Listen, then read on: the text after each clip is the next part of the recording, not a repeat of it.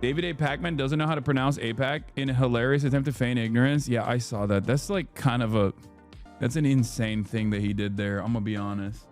I do feel like a lot of the content creators like who I am very cordial with, who you know I have obvious disagreements with, but I'm like otherwise very cordial with regardless, have behaved in a way that I am kind of disappointed by. Not that it matters. I don't think these guys like me that much anyway, but you know, his brother worked for the ADL. No, I know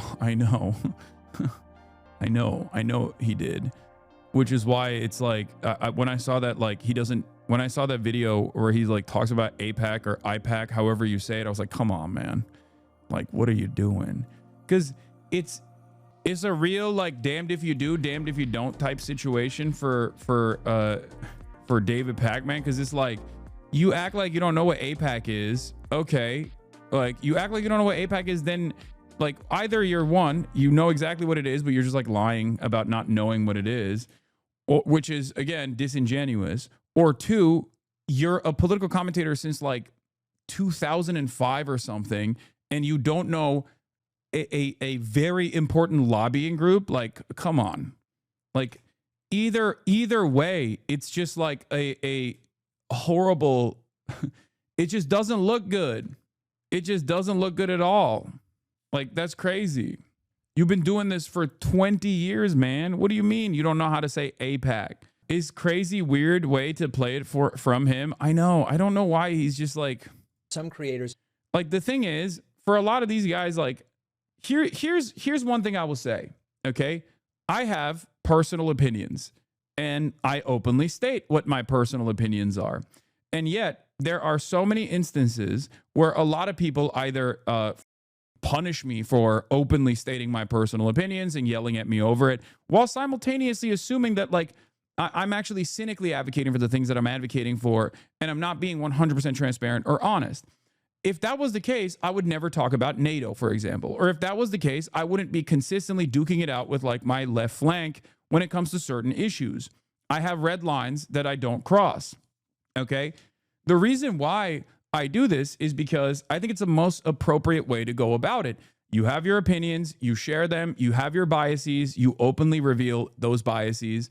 And at the end of the day, if people appreciate your commentary, if people know where you're coming from and they agree with your statements, then that's great. Okay?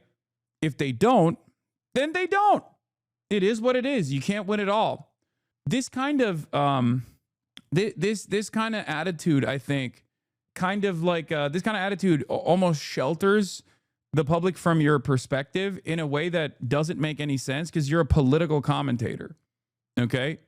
It's just like, it doesn't make any sense. Like, why just, you know what APAC is, man. That's crazy. In the first 48 hours, took the Wired story and expanded it with even more outrageous claims, suggesting that it's APAC or IPAC.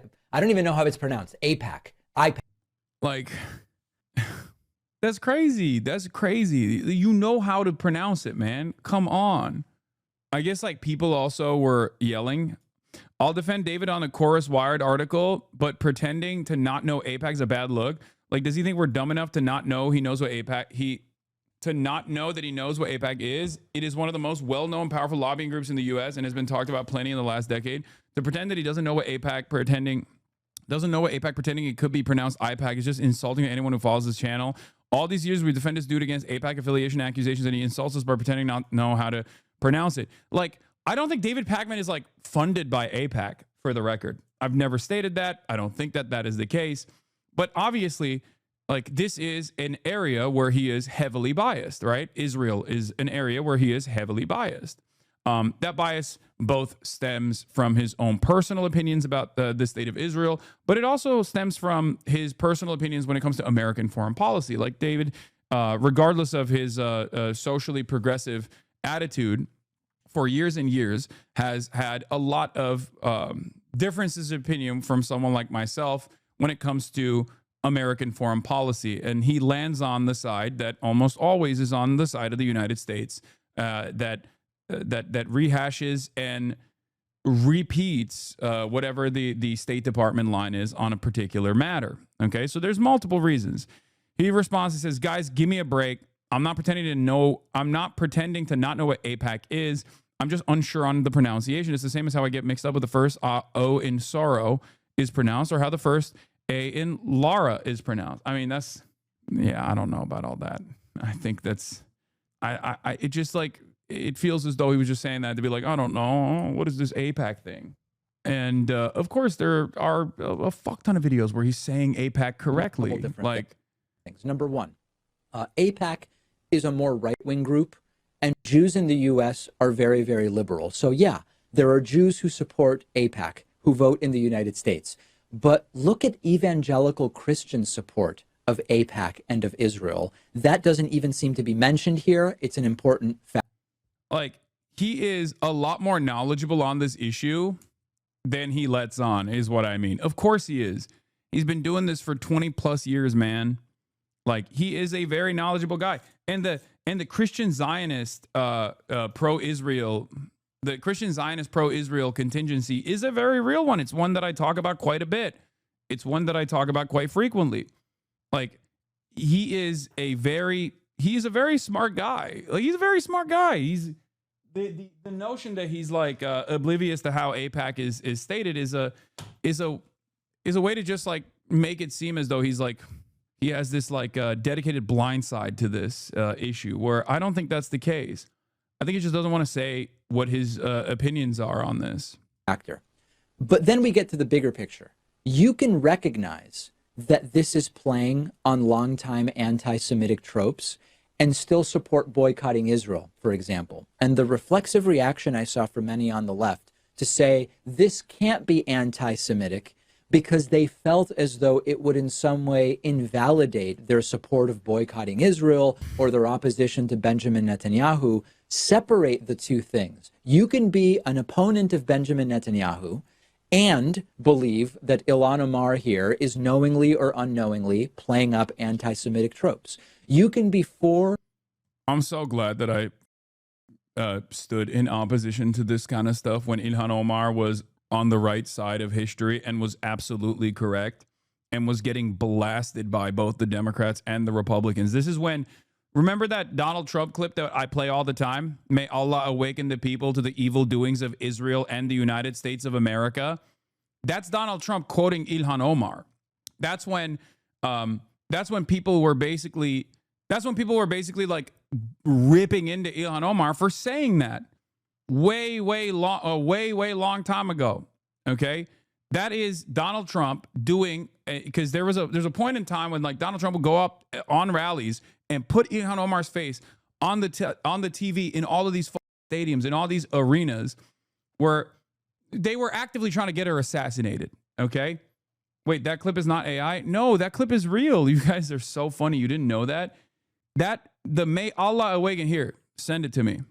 Send me that clip. The May Allah awaken the people to the evil doings of Israel and the United States of America. That clip right there is a real clip.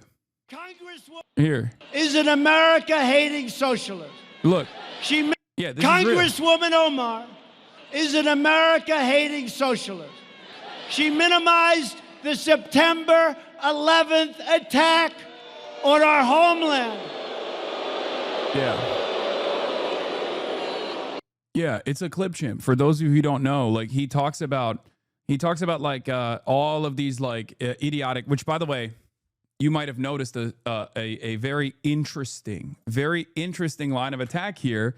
Whenever someone is a Muslim, okay, and they're like anti-American imperialism, it doesn't take much for people to immediately go, you love 9/11, you minimized it, you actually want more 9/11 to take place. But yeah. Where far more than 3,000 people died, saying some people did something. Big deal. Some people did something. She pleaded for compassion for ISIS recruits right here in Minnesota. It's also like all of this stuff is like classic. You're just leaning on tropes. Omar laughed that Americans speak of Al-Qaeda. You remember that tape? Speak of Al-Qaeda. But when we say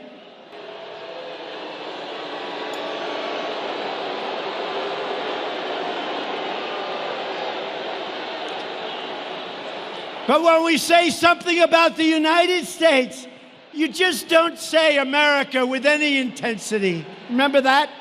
Representative Omar has a history of launching virulent anti-Semitic screeds, whether you like it or not. She said the U.S. support for Israel is all about the Benjamins. She said that pro-Israel. You know what's funny? If you were to run this clip again, every single person in that crowd, or not every single person, but like most people in that crowd would be in agreement with Ilhan Omar. They would go, oh my God, that's crazy. Look at how based Ilhan Omar was. Why the f did we hate her? Okay. And for the record, the notion that like it's all about the Benjamins is anti-Semitic was another completely insane media cycle. God damn, we've gone through so much. It is crazy. People in the United States of America love punishing those who are bold and are on the right side for just simply being on the right side, for simply demonstrating the moral courage to say the most basic shit. Israel lawmakers have an allegiance to a foreign country. Omar wrote that Israel has hypnotized the world. May Allah awaken the people and help them to see the evil doings of Israel and the United States. Yeah, this is from this is a classic faucet that you see, a classic like unlimited faucet where when someone is obviously Muslim, it works a lot better. They tried to do that with Bernie Sanders too, but Bernie Sanders is Jewish, so it didn't work. But when you are a visibly Muslim person, you're hijabi, you're black, you're a Somali refugee as well. Like obviously, it is significantly more impactful. How do we arrive at this? Because we were talking about Ilhan Omar. Because here's an older video of David Pakman saying AIPAC correctly in the process of also Ilhan Omar. Or against boycotting Israel or Israeli companies or whatever, and still recognize that it's a really bad idea to even go near approximating these anti-Semitic tropes. It's bad for Democrats. It's bad for the progressive movement. It's bad for those who want reform in Israel. That's okay. You don't have to feel as though merely admitting that this was a mistake, that it was either ignorant or malicious, and both are problematic. And that doesn't change the validity of your perspective on the Israeli-Palestinian conflict or what policy should be towards Israel. And I was concerned before the election that exactly this type of nonsense would start flying after the midterms. Yeah, it's just like this is in the process of like criticizing Ilhan Omar. From AIPAC, AIPAC support AIPAC. Yeah, so he knows how to say AIPAC, man. That's crazy. Did anyone actually claim AIPAC was funding chorus? No. And also, I think there's a problem with this. There's a problem with what's going on here, with the way that people are actually tackling the chorus situation. And I think it's like something that a lot of people say I do whenever I get criticized, right? I try to first and foremost tackle the major issue whenever I get like hit from my left flank about whatever particular matter that there is disagreement over. In the process, I also do talk about like some of the most edge cases and some of the most insane smears that I am receiving, right? Yeah, I mean, David Pakman's brother, who worked as a producer, was a regional director for the ADL. Of course, yeah, he did. I mean, he knows how to say AIPAC. Anyway, that doesn't matter. His brother's involvement doesn't matter. My point is, I feel like this is it's a way to try and escape the criticism that I think is valid, as far as like saying, look, this is being funded by the 1630 fund. There's a lot of misinformation flying around there is a lot of misinformation flying around about this stuff, and I'm going to address every single one. But as far as like getting funded by like a dark money, a dark money pack like a 1630, and as far as like the contractual obligations goes, I think like it was a mistake to put forth contracts like this that are very heavily redlined, and that obviously editorial independence is incredibly important. Right? Editorial independence is obviously very important for independent media, and we are going to be better than the Republicans on this issue, and therefore we should always disclose, regardless of whether the law wants us to disclose or not, in order to make sure that you understand, if you're a part of this audience, in order to make sure that you understand that, like, you know, there are people who are funding this process. So if they were to do that and then move on, like, I wouldn't have as much issue. But there has been also misinformation surrounding this stuff, like people saying like, oh, these guys are funded by AIPAC or whatever. No, of course. Course is not funded by AIPAC. Here's another misinformation that I've seen. People talking about how 1630 Fund also funded RFK Jr. Yes, the reason why 1630 Fund funded RFK Jr. is not because they were aligned with RFK Jr. The reason why 1630 Fund funded RFK in his campaign was because they saw him as a spoiler. Okay? Just, you know, I have seen a bunch of different like pieces of misinformation of people like criticizing 1630 and not doing the correct criticism. So when there's like incorrect criticism, I think these guys just kind of grab onto that and then simply use that as a jump off point to be like, well, we're not funded by AIPAC. I don't think this person is funded by AIPAC. Okay, I don't. I think that's ridiculous. If anything, it would be J Street and not AIPAC if someone were to be funded on the progressive side. And even then, I don't think this person is funded by J Street either. I think this is just David Pakman's own personal opinion on the matter. Okay, that is funding this show or other creators. Of course, not true. That the DNC is involved, not true. Some creators in the first 48 hours took.